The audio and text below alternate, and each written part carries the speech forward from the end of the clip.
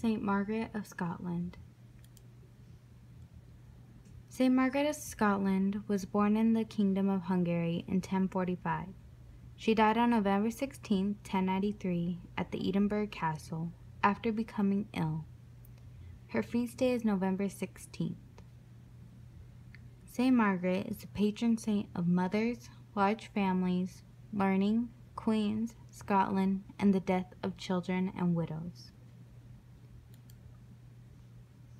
Her parents are Agatha of Bulgaria and Edward the Exile.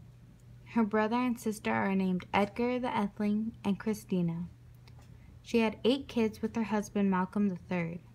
The oldest child was David, then came Alexander, Matilda, Edgar, Edmund, Mary, Ethelred, and Edward. Saint Margaret was originally the Princess of England, but escaped to Scotland with her mother to avoid the king who conquered their land.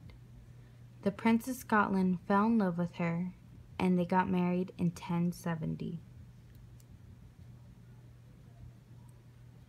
Scotland was inhabited by good people, but they were very rough and had little virtue. Saint Margaret softened her husband's temper, helped him practice in virtue, and made his court more civilized. She was a role model to women, and many copied her in her purity and devotion. Saint Margaret also made closer ties between the Roman and Celtic Church to avoid a big division between them. There was no Benedictine monasteries in Scotland at the time, so she invited the monks to build monasteries in the kingdom.